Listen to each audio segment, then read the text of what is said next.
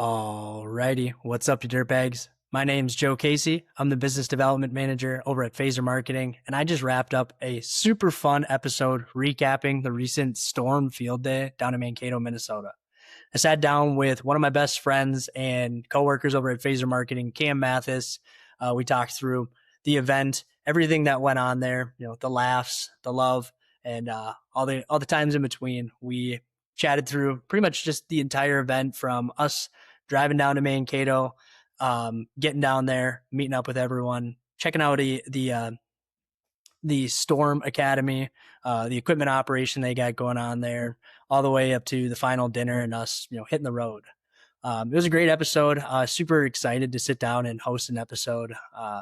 Obviously, Luke is out with Olivia and baby Jack on his paternity leave. So super thankful that I can sit down while he's away and put together something fun, something unique for you guys. Obviously, we want to continue to put out content as much as possible. So just glad that I had an opportunity to put something new out there for you. Obviously, we'll have another episode dropping pretty quick here. Christian Slagle from CNI Services and Luke sat down and had an awesome conversation. So you'll see that coming out in the coming days. But until then, you're going to have to deal with me and deal with Cam for about an hour, which went a little longer than we would have anticipated. A couple updates for you guys. Big one is our Phaser fundraiser is coming up October 22nd in Detroit Lakes, Minnesota. This is a huge event for us. It's our 6th annual Black Tie Gala, where we host an event with the Boys and Girls Club of Detroit Lakes, where we are raising funds to help support the initiatives that the Boys and Girls Club is putting on up there in Detroit Lakes, Minnesota. We are really appreciative of everything they're doing for the kids in the community and all the work they're doing to support them. So we're truly grateful that we have a platform and the opportunity to raise funds for them. They do a lot of great work, and there's so many kids that have benefited from their work over the years that we get to hear from at the event and get to see the lasting impact that not only their time makes, but even your donation. So we're all actively looking for sponsors and people to help donate for the event. We do have 3 tiers for sponsorship: our bronze tier, gold tier, and diamond tier, which all of them have some awesome merch and swag that kind of come with being at that tier. We love our sponsors and love people that are looking to give back and support the community, support the kids. Like I said, it's coming up October 22nd up in Detroit Lakes, Minnesota. For anyone that's in the area, we would love to see you out there. Really, we want to make this just as fun of an event as possible, get as many people together and celebrate all the great work and great people that are involved in the process. So if you can make it, we'd love to see you there. If you can't make it, it's no sweat. It's on a Thursday up in northern Minnesota, so we understand it might be a tough sell to get all the way up there. But if you can't, we'd still appreciate you liking, resharing the content we're putting out, just expanding our audience to make sure that we can make this as big as possible. Last year was insane. Last year, our 5th annual one, we raised over $70,000 for the initiatives at the Boys and Girls Club. We are hoping to top that again this year, making it even bigger and better. So we obviously can't do that without the support of you great people. So if you're interested at all in being a sponsor or helping out with anything, feel free to shoot us a message, shoot us a DM. Anything helps, and we're really appreciative of everyone that's involved with the process. With that, I will wrap up this overview and we'll get to the episode at hand, this bonus track of Storm Field Day recap. So without further ado, let's go.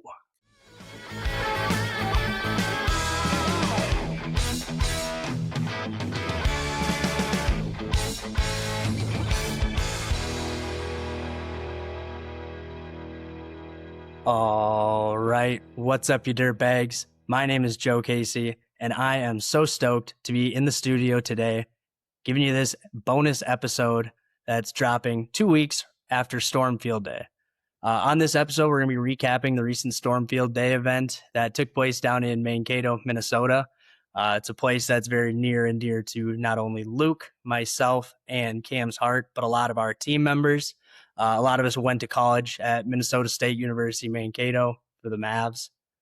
So it was great to be back there, and I'm really excited to welcome one of my great friends and coworkers, Cam Mathis. He is a client success specialist over here at Phaser Marketing, and we're gonna walk you guys through kind of what went down in Mankato, some of the big takeaways we got from Storm Field Day, and all the things we're excited about from that. So, Cam, if you want to give the listeners at home a little intro and tell them what you're about, let's get after it. Sure. Well, hey everyone. My name is Cameron Mathis. As Joe said, old friend of his, and work currently at Phaser as a client success specialist. My background's mostly in the landscaping industry. I worked there. I worked in the landscaping throughout high school and in college. And then I got some marketing experience. I ran some groups like the Herd that did a lot of marketing, and which is like a sports marketing group for Mankato there. And then outside of college, did some more marketing stuff, stayed in the industry a little bit, helping out a friend of mine that ran his own landscaping business. And then bartended for a while. And now I'm working here at Phaser, just having a grand old time going to events like these. Yeah, I love it. So, like I said, guys, Cam and I went to college down to Mankato. So, going for a work trip. Cam, when I told you we were going to go on a work trip down to Mankato, what was your first thought? I was trying to think of every reason I could to pretend to be sick. Well, yeah, I went there for what? Mankato was a time that I went there, and college is such a weird experience to draw memories from. Like I obviously like loved my time there, but it was one of those things where it was one of the best times of my life. I hope I never repeat ever again. So it's always a bit jarring when someone's asking me to go back to Cato. But for an event like this, it was a super fun time and nice to go there in a sort of professional context, I guess. It's been a minute going back and forth there that you always feel like you turn a little bit into an old version of yourself. But going to something like this was really cool and nice to see the town in a different kind of light. you mean during the light of day? Well, okay. I mean, that is another way to look at it.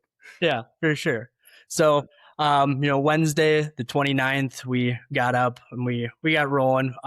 Storm Field Day, they put on a couple events in the morning. They had an awesome golf outing out at North Links, Mankato, which great track, great course if you ever played there.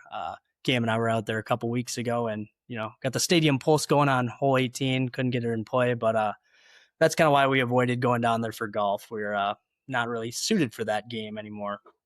But they also had an incredible women's luncheon, supporting women in the industry. But we got down there for Storm Academy. They had an open house for their equipment that was out at Storm Equipment, at their main shop. So super awesome to get out there. But before we get down and dirty with what happened when we got to Mankato, Cam, what was the ride like? The town? I was wondering if I was going to be allowed to mention this. The ride was far more entertaining than I think it ought to have been. I think we might have been running a little behind. I don't know if you were, I'm not going to use the word speeding, but somebody certainly thought that you were, and gave us a little bit of a talking to right outside of the city limits, which I also thought was very funny. I was like, oh, it's like they were waiting for us to come back into town. We got pulled over right outside of Happy Chef, actually. Yeah, I mean, I will say speeding is kind of relative. We were moving at the speed of traffic, just catching up with the people way up there. But yeah, I think that really set the tone for the kind of weekend week we were gonna have in Mankato. Of the second we pull up into the 507 area code, the undercover cop pulls us over. I'm kind of sweating bullets. Don't even have my updated insurance card. Really nothing that I needed to have to get out of this situation. But great opportunity to talk with the state trooper and get out of trouble. And I think that kept the energy high. The heart was in the throat after that. So I think that was better than any energy drink we could have gotten. And trust me, we had a lot. I think it was First Form had all those energy drinks just on. Those were really good, actually. So, yeah, that really just got us juicing. But, we finally did make it up to Storm Equipment over there on 3rd Ave, very familiar place for me. So I was glad to, get out there and, see their facility and tell me a little bit about what they were doing there for Storm Academy. Oh, it was pretty cool. I mean, when we first got there, they just had the plows all out there, just like pushing around mulch, and everyone was just getting an opportunity just to jump in there and have a hand at it. First thing that they ask you when you pull up is to sign this waiver. And I was like, I don't know about that. What am I doing? And I go, oh, you can drive this equipment around. I took one look at, they had the numbers written for the pricing of all the equipment there. And it was like a nice little warning tag telling me to stay at least 50 yards away from all the equipment because I was not getting in an $86,000 plow just to give it a go during my first events for Phaser. Yeah, weren't feeling too bold there. No, honestly, I didn't get in the equipment either. It was a bit of a hot day there. Kind of sweltering, to be honest. It really kind of was just brutal outside. But, what was the event like out there? What were the people like? Did you talk to anyone cool? Yeah, we had some great conversations. I think the first day was a little bit more. I think the heat really sapped a lot of energy out of people. It felt like everyone was really trying to have conversation. And then at some point it was like, I'm going to go dunk my head in that water bucket over there and then I'll circle back around to you. But no, we ran into JP from Peroni. Like those were some really nice guys. Brian as well came with them. It was real nice to connect with those guys. Met up with Jeff from Western. He was a terribly nice guy. I think we only talked to him that night though.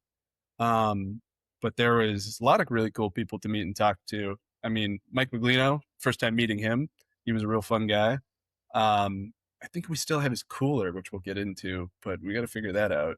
I was gonna say, I think you need to, make a trip out to the post office and mail that thing out to him. Because I offered to mail it for him. It's not my fault that you did that. I offered to mail him a cooler, and I didn't say that I would be the one that personally delivers it. It's called delegating, and it's nice to have people that are better at things than me. So. Delegating after hours is crazy, but whatever. It's part of the job. We'll get into that. I think the event, the first day that we got there, was very fun and interesting. I think the temperature probably could have knocked it down a few notches, and people would have been a lot more engaging. I think the dinner that night was far more conversational, and obviously the next day as well. Oh, sure. But it was a real interesting, cool time seeing everyone test out the equipment. Oh, we ran into Tyler Guerin that first day there as well. It was also really cool. Yeah, no, we ran into a lot of great clients. Obviously, it's great to get out and get out in person with these guys. We're mostly doing stuff over the phone, over Zoom, so it's good to just have that chance to pal around a little bit and open up the conversation. I feel like you only get so much out of a face to screen conversation. So yeah, it's just nice to do that, obviously. But what did you think of the Storm Academy with the mulch? I thought that was a pretty neat way to get out there and get trained. What was it? We had a bunch of questions immediately. It just showed me too, like how you and I just both are obviously thinking about something that like nobody else is thinking about, because we were immediately questioning like, what do they do with it when they're done? Like they can't just leave this mulch out here all the time. Like how long have they been using this? It was interesting. I never really thought about it. Like when I was looking at it, I was like, this mulch felt a little weird, but then I was like, it's probably just got a good deal. But what was he saying? He was saying that they'll probably just use it up until they turn it into like dust, basically. Just like yeah, it's several pieces of equipment just pushing it for hours on end. These guys are training on it multiple different times, and eventually just it's getting mulched further and further until it's just a fine powder, and it's just out in the world as dust. But no, I thought it was really cool. And I was talking with some of the guys over at Storm, and they got that from a local vendor, near and dear to my heart, actually. Total Lawn Care, Total Landscape Supply. Dustin Van Hale was my old boss when I worked landscaping for him down there in Mankato. So super cool that they're locally sourcing. Obviously, he's a big dog down there. So glad to see that they got that there. Kind of wish I would have ran into him, but apparently he did not make it to the event this year. He did not. He got called out right at the start of the presentation. Well, I didn't want to call him out on the podcast, but yes, that did happen live. No, I think everyone was I think they just really wanted to talk to him and have him there, and he had stuff going on, obviously. Everyone knew that, but it was pretty funny. No, he's a good guy to know, so why wouldn't you want him there? But, yeah. Hey, dirtbags. This is Joe from Phaser Marketing, and I'm here with this brief pause to let you know that this episode of the Dirtbags podcast is brought to you by Sledgehammer, where science meets sustainability. At Sledgehammer, they're not just treating wastewater, they're transforming it. By introducing cutting-edge microbiology into conventional septic systems, Sledgehammer is making waves in the world of environmental engineering. Their secret? It's not high-tech hardware, it's smart biology. The Sledgehammer blend is a powerful, proprietary mix of naturally occurring bacteria that supercharges your existing septic system, turning it into one of the most effective and eco-friendly wastewater treatment systems on the planet. Sledgehammer systems are NSF 40 certified for single-family engineered designs and rigorously tested to the IMPO IGC 180 2003 standard for both proactive and rejuvenation applications. They're also listed under the Uniform Plumbing Code, giving you confidence in quality, safety, and compliance. It's clean, it's efficient, and best of all, it's sustainable. No chemicals, no overhauls, just a smarter way to protect our water and preserve our planet. To learn more about how Sledgehammer is reinventing wastewater treatment for a greener future, check them out at sledgehammer.net and check them out on Instagram at Sledgehammer Group Ltd, where you can learn more about their installer network partnership program. And check out AK Industries and HydroAction for their trifecta of all your needs for wastewater solutions. Kind of moving on from the academy side of things, yeah, like you were talking about the welcome dinner there. I believe that one was sponsored by Articat. It was a great meal. Never been to the Crooked Pine or whatever restaurant that was in, but it's kind of neat to see they just have a hockey arena in a restaurant. So it's real Minnesota fashion that you have that right after you can be done eating your meal. But yeah, how was that? How was the networking aspect of it? Did you run into anyone new there? Yeah, it was really cool. I think that's when when I first ran into Jeff from Western. Was at that dinner and we talked with him for a while. Um, Ran into a lot of cool people. I think we talked with JP a lot more during that event dinner too. Got into some fun games with him. Lots of cool conversations. I know Thor and Chad were running around too, just making some connections, and it's real nice to talk to everyone and get a lay of just like their business and just like how they were operating and just talking with some people. It was obviously cool to learn more about like the snowing industry as well. Just like everything, like all there's a lot of like advancement there that I wasn't really super aware of before I came into it. So just everyone talking about all the different sorts of like progression and just like innovation that's been going into the industry recently. I know that someone was talking to me about how like the farming industry had a lot of that sort of stuff at play for like many years, and now like the same sort of concepts are being put into the plowing industry, and it's just really cool to see. I mean, there was a lot of cool stuff that I hadn't really seen before too. I don't really know how common it was, but there was that, like someone was talking to me about like there's like that omnidirectional sort of moving plows where you can kind of shift, pivot up, pivot down, and adjust everything there, and that was super cool. But yeah, lots of very interesting conversations and learning a lot of cool new stuff about the industries that we serve. So it was very, very fun. Yeah, I'm sure it was eye opening for you on the client success side, being able to get a little bit more information on that and how to better serve the people that we're working with in the snow industry. But um, yeah, I think there was a lot of great conversations there. I know we talked with Jeremy over at Storm Solutions Plus Yeah. for a long while, but can you tell me a little bit about that and kind of what the experience was there? Oh yeah, Jeremy, just like talking with him, it was super cool. I think he was one of the people that was talking to me about that innovation sort of stuff, but he was a terribly nice guy. I mean, him and Jeff, like those, making those like sorts of like meeting those sorts of people and just connecting with them was like always super cool. It's nice to get a lay of the land too. Like he's obviously from Canada, and just just talking with him, just like coming over the border there, and yeah, it's like very cool, interesting people to meet, and super nice to like get some wisdom, knowledge. I mean, they were very like involved in like the bit in the industry and just yeah, I mean, super cool for me. I mean, I was just very interested in learning more about it and just meeting these cool people. So I had a real fun time having conversations with them. Yeah, I mean, you obviously talked about Jeff from Western. You mentioned that he's a terribly nice guy, which seems like a backhanded compliment. No, it was super nice. Oh, you meant it endearingly, but of Yeah. course. But yeah, with that, I mean, he was a big proponent of talking about how we advance the industry forward, and I think that was at the heart of a lot of the conversations I was having. The other week with all these guys is how does the industry move forward? Obviously, there's a lot of people that can jump in this with a truck and a plow and call themselves a storm management company, snow and ice, and all that. But how does differentiating from Tom and Dick down the road, how does that become something that we can build and Mhm. educate people on why pricing is the way it is and everything that goes into it? Mhm. I think you touched on something there too. Like Storm Academy in and of itself was its own sort of like innovation for like the industry there. It was very awesome and like revolutionary sort of thing that they were introducing and something that I think has a lot of really cool value. And I think this like, event that they're doing here is just like another great progression of that. And just a lot of the innovation kind of goes hand in hand, a lot more interest, a lot more people are taking notice of like snow in the plowing industry and just so much more cool things are coming into it. And just people are just realizing like all they can really get out of it and how much they can really just like push themselves forward and really like take their business to that next level. I think a lot of companies that like do that sort of work, I think people would assume that snowing is just kind of like an accessory sort of service that you would attach to like a lot of different businesses that we serve. And I think like the biggest thing that you learn going to something like that is that this is something that like a lot of people just kind of like position their whole, vision on. And it's something that I think a lot of people would assume isn't as large or as profitability comes into play here too, but just that there's so much that goes into it.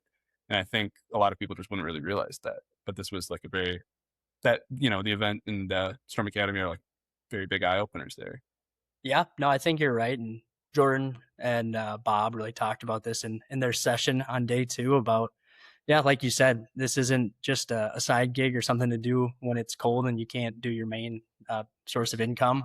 This is a career, it's lucrative. People can definitely support themselves doing this. And, there's a lot of opportunity there, especially if you live in a state where you just get absolutely dumped on and snow is important to mitigate there. And I think the other big thing that was really eye opening of how we look at it was, this isn't just clearing a sidewalk for a business, which is obviously important. People need to get to work. People need to go to stores and keep business rolling. But this is an essential service. This road doesn't get cleared, people don't make it to the hospital. People can die. People can die because the road's not cleared, and it's dangerous for them to drive out there. Obviously, when you're looking at clearing walkways and parking lots and all that, people can obviously get hurt slipping and falling, which is its own separate issue. But as an essential service, it's almost bigger than some of these other ones that people would consider like a main source of income.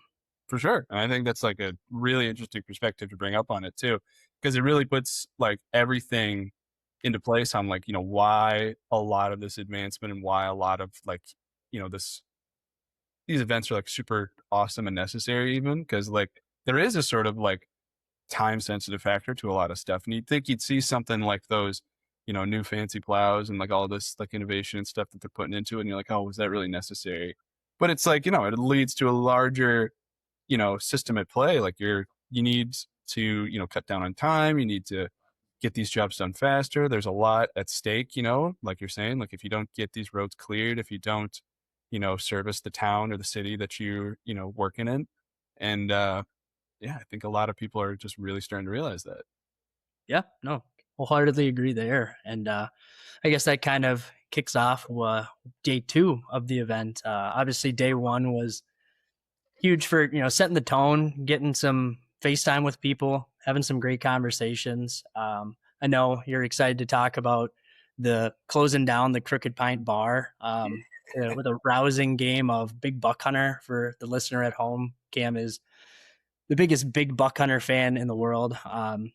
He's tried and played me a lot of times, and bless his heart, he's really, really enthusiastic. He's not very good at it, but no, I just really appreciate getting to play with you there. And JP over at Peroni was also putting up a showing.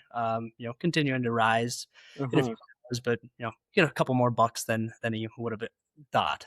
I'd like to touch on a subject there real quick. I don't know if we'll have time to touch on Joe that. is also quite the fan of Big Buck Hunter, and I think you would find that if you compared our scorecards, I clear the field far more often. He's acting like I take this seriously.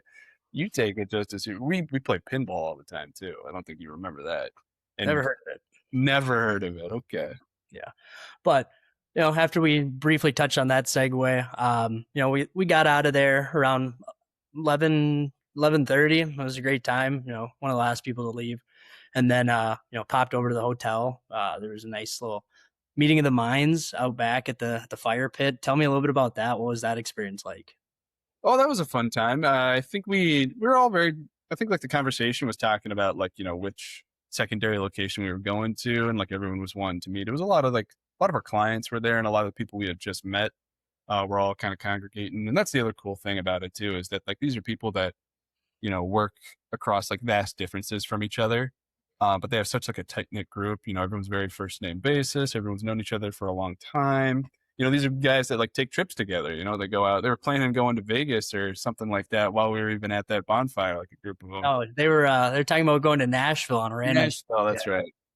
But no, it was super cool. I mean, it's nice to see everyone and just like the conversation that you get into play when you're not the cricket pint's fun. Everything's very, I wouldn't say like above the Surface. belt. Yeah, I mean, it's things get a little bit more fun. I don't know. You get to those secondary locations and you really start to get to know those people a little bit better. People start to let a little bit more loose, whether or not that is good or bad. It is more fun, and I think a lot of certain instances, but super fun to get to talk to everyone and ingratiate yourself a little bit more. Yeah, it was a super cool time. Get to know everyone better. No, I agree. And yeah, to your point, I really do think people let their hair down at this. And like a lot of people would say when we have these conversations, that's where a lot of the insights actually come from is those meetings after the fact. Everyone just kind of shooting the shit, having those conversations. And you can tell a lot of these guys are all going to the same conferences month after month, year over year. They got their own inside jokes, even though some of these guys live in different countries, different time zones. And it's just funny to see them all get together and play off each other. They could really put together a good podcast if we had some good editing there and made sure that keep this thing PG-13. Yeah, I mean that would be the task at hand, I think. Yeah, well, no one ever got too upset over a little curse words in their day. But yeah, they really get after it with just kind of having those conversations about how to advance the business there.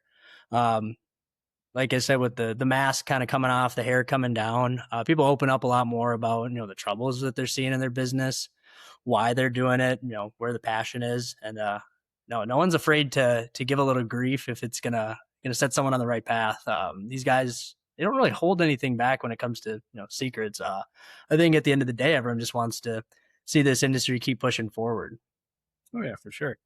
I think the funny thing there too is just like how, like again, back to like the letting their head down thing, like how well that these guys know each other. Again, we touched on like the inside jokes and everything like that, but just like the ribbon on each other. And you were talking about, you get to start to see like more like the crux of like the emotion behind their business and just like their passion. Um, and just like really kind of get into like why that they do the work that they do. And just what drives them, and that's always great to see because it like it adds a little bit more to how you view the industry as well, because you stop seeing it as like just this work that some people do. For some, for a lot of people, for everyone there, it's their life. It's a big part of like why they do what they do, and there's a reason that they do it, and there's a skill at hand, and it's always great to see, and just love to see that sort of energy from people, and just why they love the work that they love. Yeah, and kind of just going back a half a step. Now you talked a little bit about your experience on the landscaping side of things. Did you have any snow experience, or did you work in the snow industry at all? We didn't do much snow stuff, if I'm being honest. We cleared a few sidewalks, but most of those were very residential sorts of experiences. Our work was more geared towards like the larger home, like estate renovations. We did a lot of like retaining walls and backyard, like restoration stuff. Um, Lots of like forestry work as well. Um, but yeah, not too much into the snow side of things. I also, during like my first few years there, was a more seasonal worker until I like got further towards like my graduation of high school and then into college. Um, but yeah, I wasn't involved too much in the snow side, which is why I think it was super interesting for me, because it was something I was always kind of like right on the exterior of. Mhm. And it's why there was so much knowledge there that I was really interested in, like, loving to get it, like, firsthand telling on. Yeah. Okay. And yeah, kind of I'm in a similar boat there. Maybe a little bit more experience with it. When I worked in total lawn care, I was part of the sidewalk crew. So we were, running boss ride alongs and clearing lots and all that jazz. So, and then, my experience working with my dad, running a truck with a plow and, clearing environmental centers and parks and all that. So, not clearing these big lots that, are requiring these, huge oscillating blades. Just completely different beast. Some of the stuff that they're coming out with. So yeah, like you said, it's obviously eye opening, but like kind of have like a foot in both corner on this. So it was pretty cool to see what they're coming out with and just the technology that they're putting into it. Yeah, I would Did definitely. But did you have a favorite piece of equipment that you saw? gosh, I was really, really into the Razorbacks. I thought those were really cool. Then I thought I forgot his name, but the guy that they had given the presentation on their equipment was very, very enthusiastic, and I think it really drew me to their section, and just checking out their equipment. But I was also super into all of those, like, new sorts of plows that had a lot of those, like, free movement control elements to it, because it Mhm. was really something I'd never seen before. I mean, I guess, maybe that just adds more to my sort of, like, naivete with, like, the industry and everything like that. But I thought that was really cool. Um, and yeah, there was a lot of just, like, little things that we saw that were just like you wouldn't expect it to be this, like, major part. But there's, like, lots of attachments and stuff that I thought were really cool. But yeah, I'd say probably the Razorback or those. There's a bunch of different types, so I'm not really gonna say, like, which one, but lots of those, like, free moving plow types that I saw that I thought were really cool. What's up, you dirtbags? I'm Joe from Phaser Marketing, and I have the unbelievable honor to talk to you about insurance.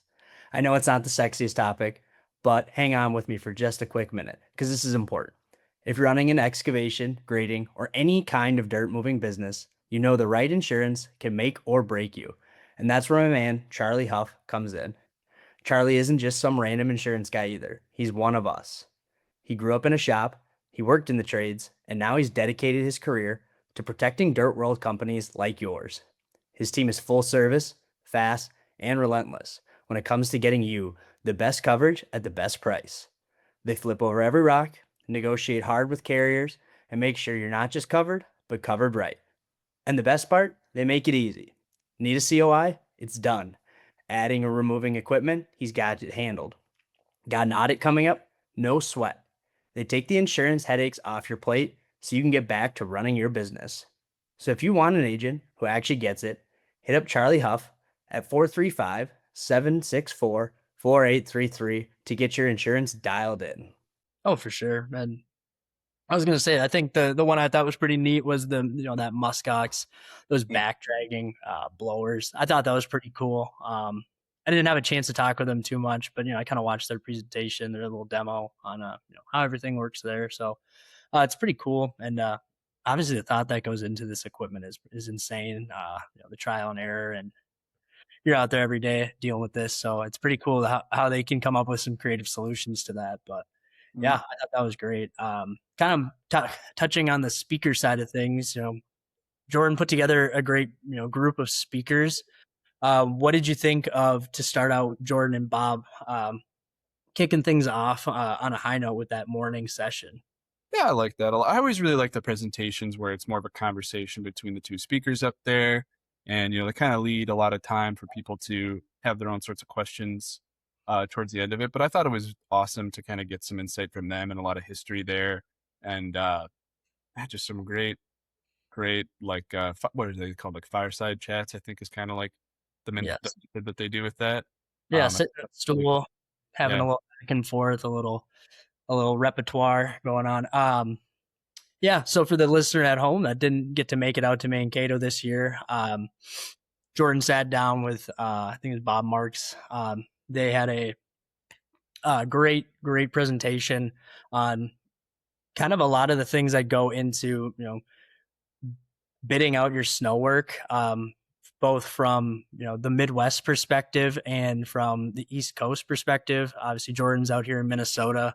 I think Bob's out in Pennsylvania, if I'm remembering correctly. But no, that was great. Them just kind of showcasing the difference of how their two companies are operating and bidding out their work, whether it's seasonal contracts or whether or how they denote their their estimates there based off of like the 10-year forecasting. It's just really cool to see them bringing the science into it too with the 10-year historical forecast for snow and how they expect that to be on the either the high end or the low end. So pretty Yeah. neat there. What was their thing too? They were talking about how people should have like most of their contracts lined up before like the end of the summer to like get into everything for like the next year. They I were think talking. that was a big point of emphasis of how we're pushing the industry forward is trying to get those pushed out earlier in Mhm. advance and keeping that locked in place instead of having it where property managers call you on Sure. November 15th when the first snow comes and Right.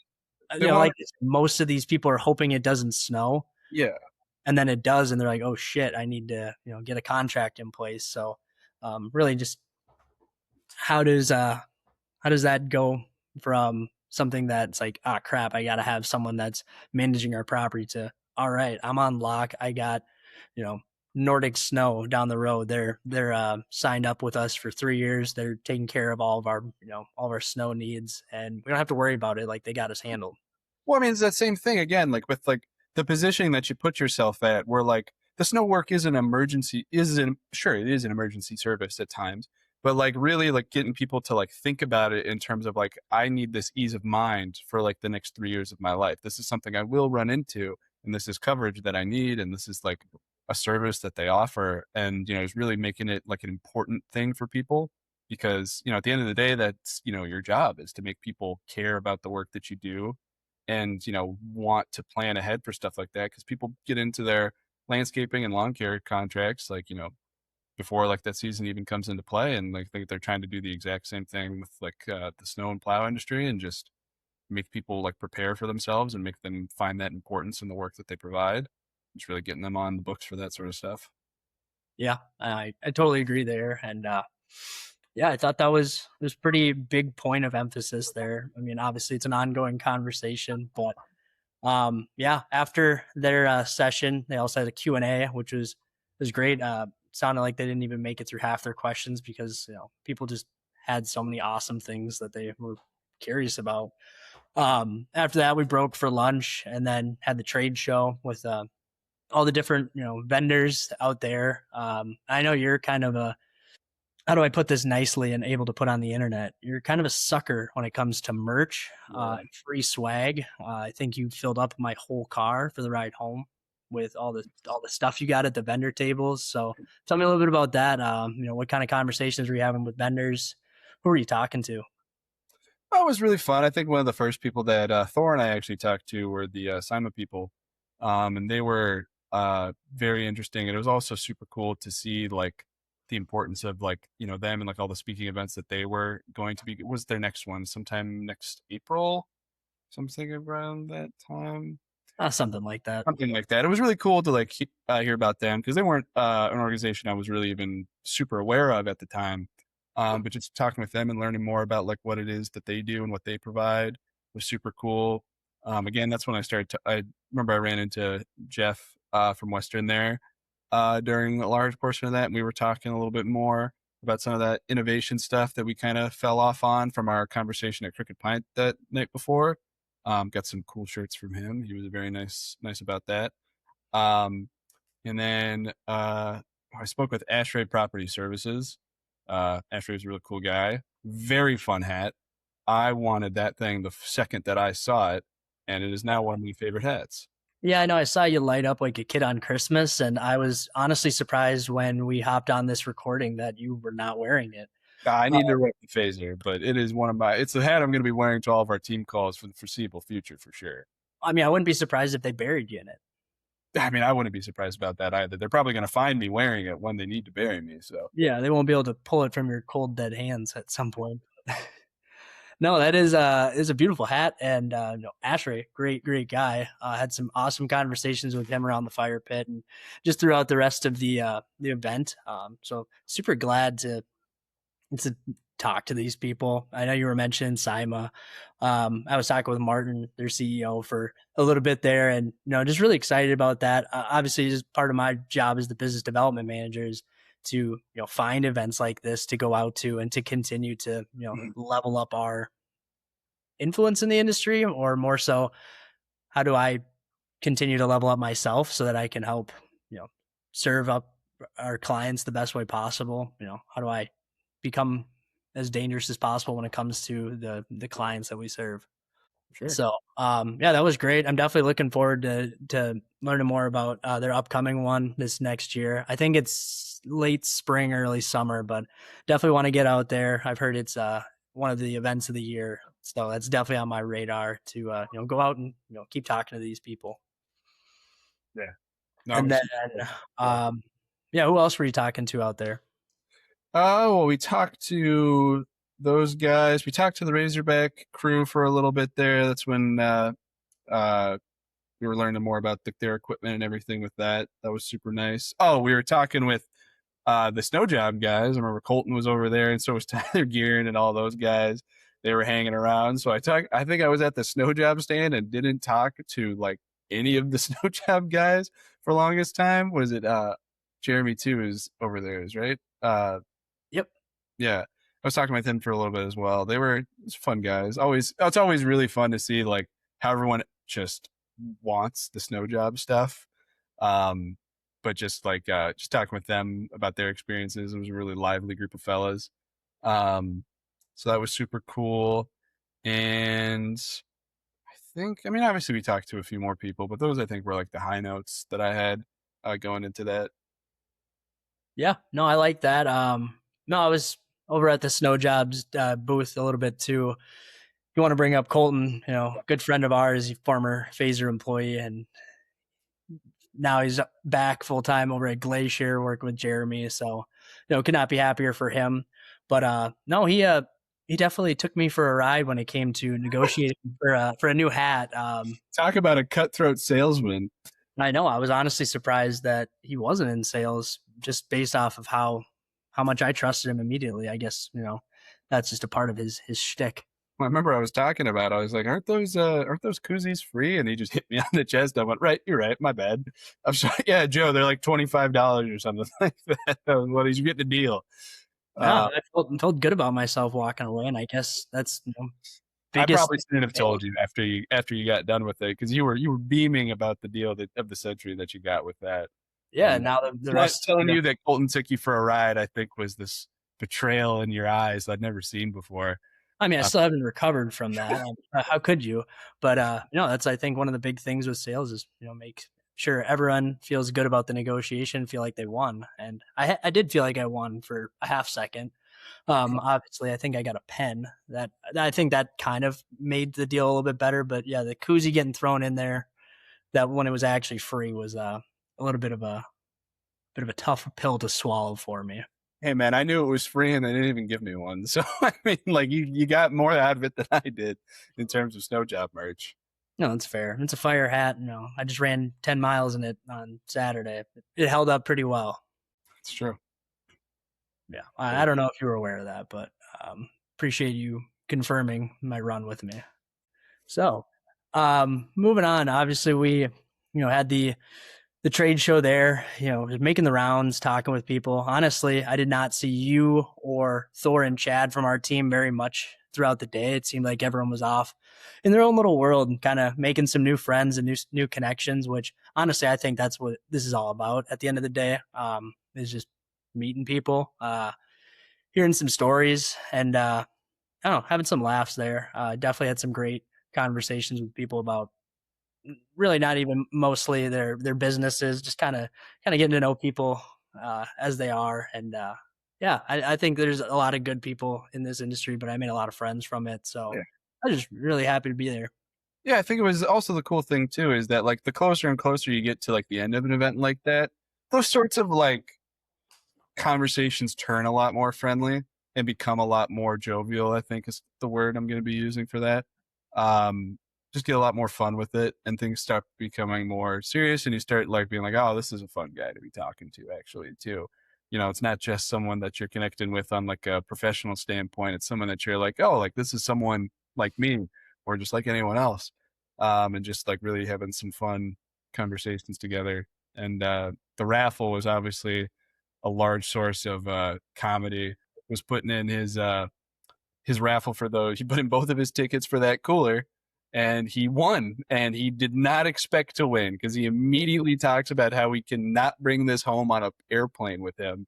And then Joe, great guy that he is, offers like, "Oh, we'll take it back." Meanwhile, we showed up 3 people in a Jetta, and we have this cooler now that's about, I don't know, like 3 people wide. It's And we about a trunk's width. It okay. fits. We barely fit. We had to put the seats down first to fit it into the trunk in the first place. They don't And ask you how you do it. They just I ask was that. afraid we were gonna have to Tetris chat into the back seat to get that thing home. Hey, dirtbags. It's Joe from Phaser Marketing, and I'm here to tell you this episode of Dirtbags Podcast is brought to you by Eljen, a pioneer in on-site wastewater treatment and a company built on purpose.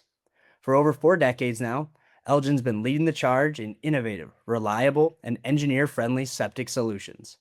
Their signature GSF system is NSF 40 certified, ASTM tested, and designed to thrive in even the most unpredictable soil conditions. With its multi-stage filtration process, smaller footprint, and lower maintenance, it's become the trusted go-to for contractors who want performance they can count on. But what really makes Elgin stand out is their heart. They've made it a priority to hire and support U.S. veterans, helping them transition from the military to meaningful careers in the trades. It's not just about systems, it's about service. Whether you're a contractor, an engineer, or a supplier looking to elevate your installs, Elgin brings you innovation, integrity, and impact all in one system. Learn more about Elgin at elgin.com and give them a follow on Instagram at Elgin Corporation to see install tips, product updates, and how they're giving back to those who served. Everyone had a seatbelt. Everything that we brought made it back. All of our new swag made it with us. I think that was an absolute win in my book. For sure. I was But glad to have it, for sure. yeah, the raffle was quite electric. Obviously, Mike didn't realize that that wasn't going to be his personal item on the flight back. I don't know if you can put that in the overhead bin, Well, I could but tell him to use it as a carry-on. Just I get rid of think it had wheels, so really yeah. that's pretty good suitcase. All things considered, it'll keep all your clothes cold, more warm, depending on how you like. You won something at that raffle too, if I remember correctly. Yeah, I want a new blower for us for this fall, so that'll be pretty exciting. I'm not excited for fall, but I'm excited to go mulch some leaves and keep the yard in order. But other than that, I mean, not just nice to win something. I love a good raffle. I think Zeke Cat gave that one away, so I was pretty stoked to see my name up on the board there. But I was fuming. I put both of my tickets into a snow jobs thing, and then just to see her name pop up for this blower, and I was like, oh god, that's something he like desperately wants too. That'd be like the one thing I thought you were going for up there, and then just to watch you get it, and then we had to fit that in the car too. Actually, I don't know if I desperately wanted it. I think I needed it, but I think there could have been any number of things that I would have been giddy about. I'm a pretty simple person to please. So just get my name up on the board and then kind of giving you the look like, yeah, this is a winner. Yeah, no, that's true. Yeah, seeing the look on your face was better than really any prize I could have gotten. So I think that might have been why they decided to tell you that Colton took you for a ride, if I remember correctly too. This is a touchy subject for you. You couldn't see, bear to see me so happy in such a short. Couldn't let you stand in glory for 1 second. I think was my motivation there. Yeah, and that's why he's an old friend, not a good friend, ladies and gentlemen. I think that's why my status of good friend comes into play. I'm allowed to do things like that. I'd probably say different things off the air. I'm just hamming it up for the Dirtbags listeners to make sure they think we're on good terms here. Obviously, we got to go back to work together tomorrow, so let's just try and make it through this without biting each other's head off. Do my best. Okay. I mean, we're about 40 minutes into this recording right now, and I think we've kept it pretty cordial so far. Probably. But much like you were talking about, as the event goes on longer, I think the mask slips a little, and our true colors come out. We're a little bit more keen to have a little bit more rapport, and our version of rapport typically is called fighting, as the team would like to call it. I think fighting is such the wrong word. What is it? They say we bicker like sisters, which I also think is like the wrong connotation to use for that. I think if anything, we fight like brothers, but bicker like sisters, same name, same meaning, I suppose. Um, but yeah, no, I think a lot of people would misinterpret like our conversations as confrontations, and I just don't agree. I just think we have very pointed conversations at times. I think it can be entertaining to an extent. Definitely don't want to let it get too long winded, which we're teetering. I don't think we've tread too dangerously close to, know, No, then no one's prepared for those conversation types. I think everyone finds a little bit of entertainment out of it. But yeah, to your point about fighting like brothers, I don't know about you. You don't have brothers, but I have three or had three, and yeah, I don't know if I would call it fighting like brothers. We used to bare knuckle box just for entertainment. So Suppose my only example there is just is seven sisters. So I don't know if I would want a brother, but I think I probably would have had a little bit less feelings. Like you can't have feelings hurt when you grow up with seven younger sisters in a household. So I think that's also comes into play too, where like we're just joking around, we're joshing each other. But yeah, I agree. Probably not like the brotherly aspect there is the as the physical fighting comes into play. But I think that's also a professional standpoint of not boxing in the middle of a a work event is probably more of what comes into play there. yeah, there's never any danger of that. But yeah, I think that was a good time. Obviously, it's nice to win sometimes. Um, but yeah, from there, they did have one last speaker, Mark Bradley. He is the owner of Leanscaper. He had a really awesome speech that he gave. Can you touch on that a little bit if you remember Well, any of yeah, I them? remember Mark had like a long, history of like his journey through his business and just, the work that he had done and like the knowledge that he had and how he pushed himself. And just like really getting like a firsthand telling of just kind of his journey from where he was to where he is now up on stage was very, very interesting. And it was super engaging to kind of hear kind of his the way he talks about his business and the way he like internalizes it and like personalizes it to such a large degree is what I think was like the most interesting thing about all of that. Um, and I think that he has a level of confidence when he talks about the things that he knows, that really just leads you to just be like, this is fact that he's telling me right now. This isn't something that's up for debate. He's like imparting some really great, tips and knowledge that like a lot of people there could use and a lot of people there could like take from him. And I loved his thing about, his favorite question that he'd ever gotten before, towards at the end of that. But before we get into that, I'll let you jump into, what you thought about his whole presentation before we get into his questions and answers there.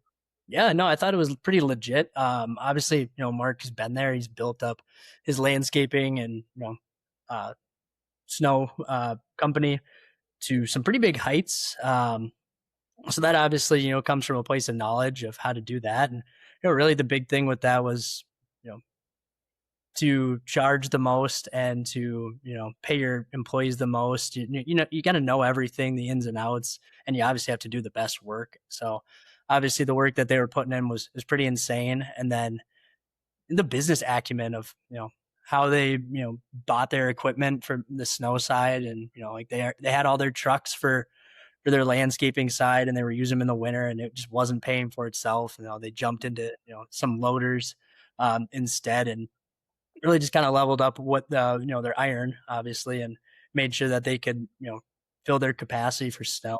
And then I think the biggest thing there too was the people aspect of it.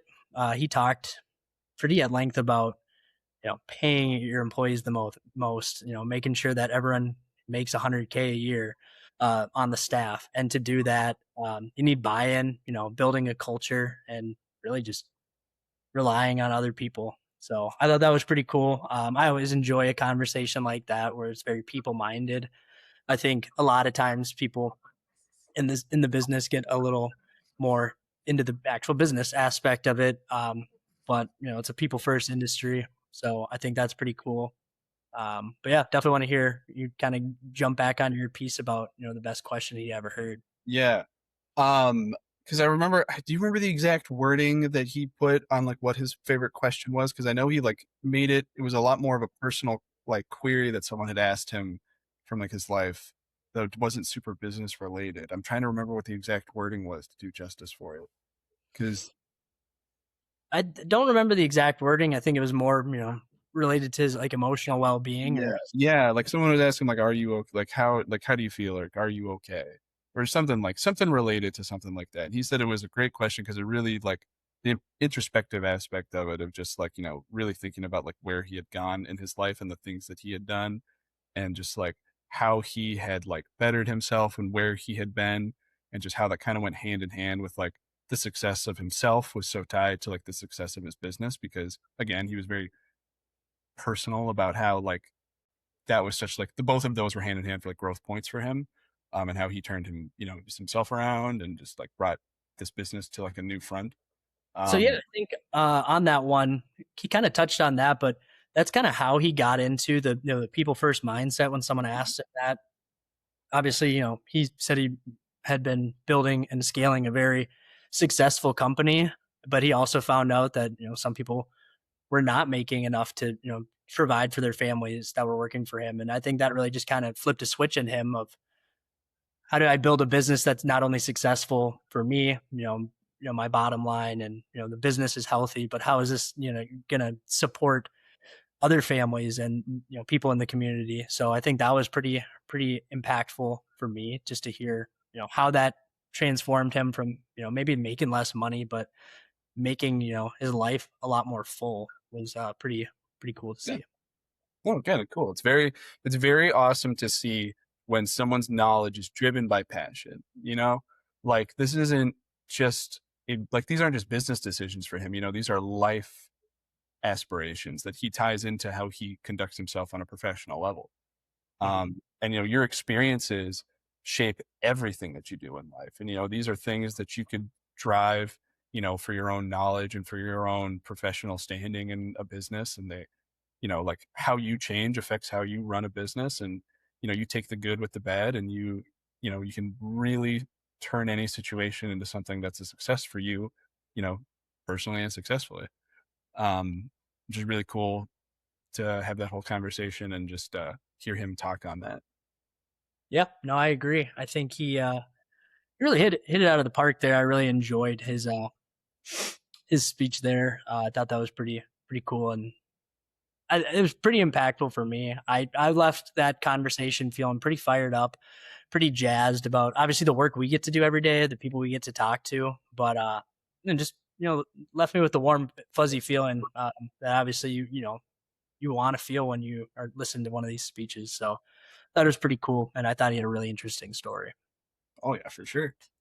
For sure. Yeah. So after Mark wrapped up his session, his speaking gig, the rest of the night was dinner, and we had a great time sitting down with some people. Obviously, they drew the raffle there, but we actually had to make a not a speedy getaway, but we hopped out of there around 8 o'clock that night. So obviously, we didn't get to spend night two with everyone at the fireside chat, and I'm sure a lot more great conversations were had there, but Mhm. I guess my big question for you, Cam, what was your main takeaway from the event? From the event as a whole, my biggest takeaway was just that, you know, there's so much more to the industry types that we serve, and that it's a disservice just kind of like to treat everything like it's just another attachment, to something. And like, there's innovation in every field, and, there's advancements to be made, and there's so much involved with the work that people do on a daily basis. I thought it was so eye opening just into like what people can really put into something that I maybe before would have considered, an auxiliary service, just showing how that's such a big part of like these business types that we're running into is just very cool, and just all the different sorts of organizations like Storm Academy, and there's Time On, just like everything that kind of goes into it, and these vendors, even just like how people are building off of the work that these people already do. And there's like its own sort of ecosystem for something that I wasn't even super aware of. It's just awesome to see, and it's nice to see like how lively that the industry can even be with the people that work there, and just a great experience overall, honestly. Hell yeah, I love that. And I guess after being at one of these, conferences, meetings of the minds, as you call it, what's how does this help you kind of better serve our clients now? Um, what does that do for you? I mean, again, it goes back into the thing of like you want to serve people the best way. And, part of being a client success specialist at Phaser is trying to put yourself into a position where you understand that this isn't just a business, to the people that you work with. These are your partners. And, we try and treat all of our clients with a level of transparency that, we would expect from them as well. So it's like a part of that is really just kind of like getting into those conversations with people where you feel the passion, even to such a small degree, about the work that they do, that I can take that and, really put myself in the shoes of, the people that I work with, even in other industries, and just know that like, this isn't just, a 9 to 5, this isn't something that they clock into and clock out of. This is something they live in. And just, serving them and serving their business is also serving them as an individual, and really understanding what they want and what their goals are, and how closely tied they are to their, vision and aspirations for their business. Um, these events are great for that, because you talk with so many different, with our clients and even people that we don't directly work with, and just in the industry itself. And you just gain a lot more knowledge and perspective on, the best way to support them and what's important to them. Because I think a lot of those concepts can kind of be fairly universal across, all the business owners that we run into. And yeah, I mean, for me, it's just all about making more of that personal connection to the work to the work that we serve, and how they are directly involved in it. Yeah, I love it. Yeah, I was gonna say I think that's just great. I want us obviously to be involved in the industry, in our clients' lives, and really just focusing on how can we better propel this industry forward. Obviously, we're not out there doing the work. We're not pushing the snow, but a lot of those conversations that were had about how does the industry set standards and showcase that it's more than just pushing snow when it falls. Like, this is a legit operation that has a lot of man hours, a lot of planning, and a lot of coordination involved with it, that these property managers and all of that probably just don't see. They don't really understand it. So obviously there's an education piece to it, and being able to talk with these guys for 2 days to learn more about it is probably the biggest thing for us, is just understanding a little bit better so we can better be an extension of our clients team. And yeah, just being that extra piece of the puzzle there. Heck yeah. So yeah, I know when we sat down, we said this was going to be, short bonus episode, 30 minutes. We're going to get in, get out. We're going to recap the event. How do you feel we lived up to that promise, Cam? I always know that if we're talking about conversations you and I are having, if we say it's going to be one thing, it's going to be twice that at least. So the 54 mark in my mind is actually well under the node there, because I would have expected us to take the full hour. Yeah, I was thinking that it would probably be close to an hour. I think I give Luke a lot of grief when I'm reviewing these episodes, because there was a track record there for a couple weeks where he was sitting down. Episodes were coming in at an hour 55, and they're great, and they were awesome episodes, but it is long. And I just wondered how you could get away with that, and how you could talk for so long. And obviously this is my first time sitting down to host an episode, and no, it's pretty easy to lose track of time there. And obviously you get into a good conversation like that, and it's pretty easy to get lost in the sauce, as they call it. Yeah, we didn't even talk about how JP challenged us to Golden Tee right after Buck Hunter. I didn't know if there's gonna be enough time to kind of discuss that. There's enough time. Yeah, you think I'm pretty, passionate about big buck hunter and pinball, but Golden Tee is my bread and butter right there. Throwing a little backspin on it. and It was my spin it. second time ever playing Golden Tee, actually. No, I love to spin the wheel and drop a dart. I can't do it in real life, but I can do it in the video realm. So that was a lot of fun, and obviously just great to hang out with the team, hang out with our clients, and make some good memories there. I thought we were in for a rough event when we almost got ticketed the second we got into Mankato. Thankfully, I wouldn't even call that a low point, but everything was uphill from there, and no, we were off and rolling. Oh, we didn't even talk about the WoW zone and how like that was the goal of Saturday to get over there and do some bowling. That's Yeah, what I'm really trying to get into. yeah, I know the WoW Zone probably would have been a fun time to bring a horde of guys from Stormfield Day and just crushing pitchers of beer and maybe getting a little laser tag in if that time would allow. But Yeah. honestly, all things considered, I think we kept it pretty clean, pretty buttoned up, and we were pretty efficient with our time there with the conversations we could have and the people we got to talk with. Yeah, for sure. No, it was a great time. Super excited to go back and super excited, for events related to it going forward. Super excited to run into all those guys we ran into and keep those connections and keep those friendships that we were establishing. And yeah, it was super great. Loved it. Hell yeah. So for your first time ever on the Dirtbags podcast, what was the experience like? And, would you ever come back again?